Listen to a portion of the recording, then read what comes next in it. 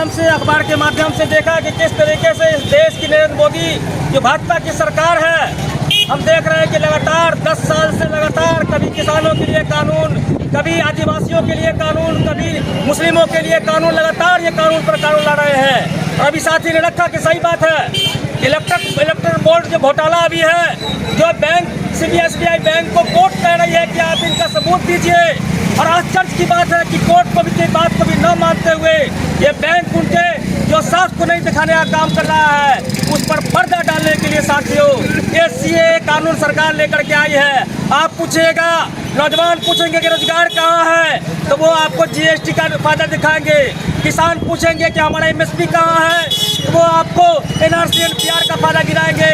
आज बड़े आश्चर्य की बात है कि हमारे देश के अंदर लोग नौजवान बेरोजगार है, और ये सरकार कह रही है कि 13 लाख शरणार्थियों को हम विदेश से लाएंगे, अफगानिस्तान, पाकिस्तान और बांग्लादेश से लाएंगे।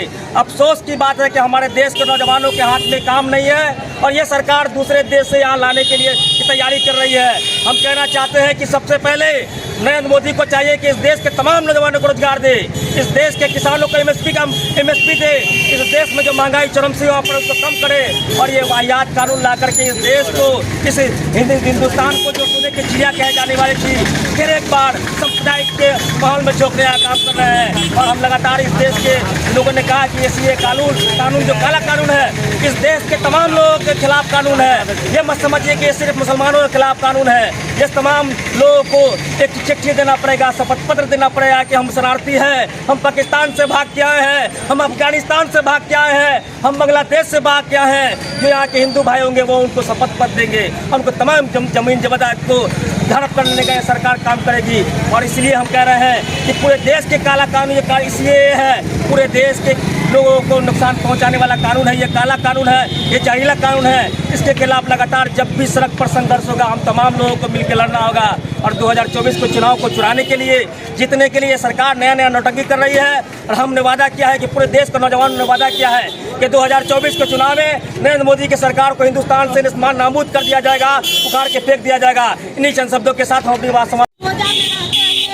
जो CAA कानून यहाँ पर लागू किया गया, उसके विरोध प्रदर्शित करने के लिए यहाँ पर उपस्थित हुए हैं।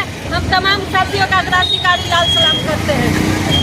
सब लोग जो 2019 का आंदोलन जो शाहीन बाग के नाम से चर्चित हुआ था, उस समय भी आप लोगों ने देखा था कि CAA NRC का जो विरोध हुआ था, और किस प्रकार से जब सरकार को लगा कि ये पूरे तौर पर घिर जाएंगे, तो कोरोना के माध्यम से उस NRC आंदोलन पर रोक लगाया गया था। सब लोगों को ये चीज़ याद है, क्योंकि ये आंदोलन बहुत ही चर्चित आंदोलन हुआ था। आज जब सब लोग जान रहे हैं कि लोकसभा चुनाव आया है, और 15 तारीख के करीब से यहाँ पे जो आचार संहिता लगने जा रही है, उस चोर दरवाजे से CAA को लागू कर दिया गया। सब लोग जानते हैं कि जब आचार संहिता लग जाती है तो आप सड़क पर आंदोलन नहीं कर सकते हैं। तो इसका फायदा उठाते हुए CAA कानून को पास करने की यहाँ पर कोशिश कर दी गई, लेकिन यहाँ पर हम लोगों ने इस कानून के बारे में 2019 में पूरे दिन रात टेंट लगा के हम लोगों ने आंदोलन किया था, और उस समय जनता का आंदोलन था। तो डर से मोदी जी इस जो CAA कानून है उसको पास नहीं किए। आज जब उनके जनता का रिकॉर्ड मांगा गया, जो SBI के माध्यम से जो इलेक्ट्रॉनिक बॉन्ड था, उससे ध्यान हटाने के लिए वो CAA कानून को लागू कर दिए।